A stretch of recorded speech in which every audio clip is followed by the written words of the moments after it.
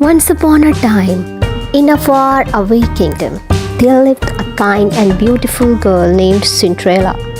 She lived with her wicked stepmother and two stepsisters, who were very unkind to her. They made her do all the chores, like sweeping the floor, scrubbing the dishes, and mending their dresses, while they lounged around all the day.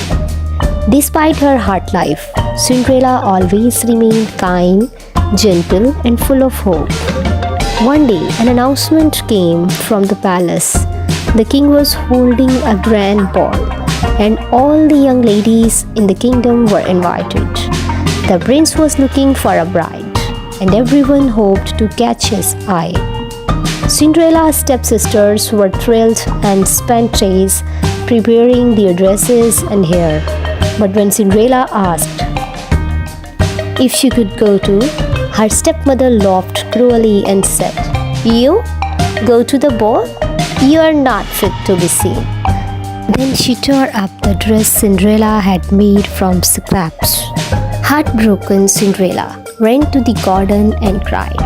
Suddenly, there was a twinkling light, and a sweet voice called, "Don't worry, my dear."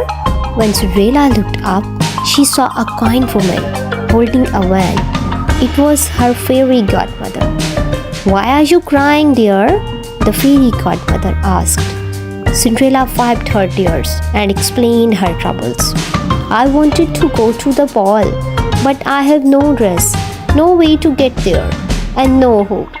The fairy godmother smiled warmly and said, "Leave that to me." With a wave of her wand, she turned a pumpkin into a sparkling golden carriage. Then she turned 6 little mice into horses, a rat into a coachman, and lizard into footman.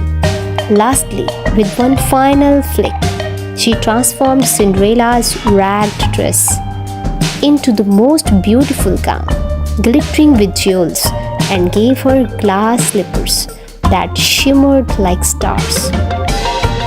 But remember, the fairy godmother warned, the magic will only last until midnight. You must leave the ball before the clock strikes 12. Cindrella thanked her fairy godmother and hurried off to the ball. When she arrived at the palace, everyone, including her stepmother and stepsisters, stared in awe at the mysterious beauty who had just entered. Even the prince was enchanted by her and asked her to dance. Cindrella felt like she was in a dream as she danced with the prince. Forgetting all her troubles, time flew by, and before Cindrella knew it, the clock began to strike midnight. She remembered the fairy godmother's warning and ran out of the palace as fast as she could. In her haste, one of her glass slippers slipped off, but she didn't stop to retrieve it. She hopped into her carriage just as the clock struck 12, and the magic wore off. The beautiful gown turned back into rags, and the carriage and horses disappeared. The next day, the prince declared that he would marry the girl whose foot fit the glass slipper left behind.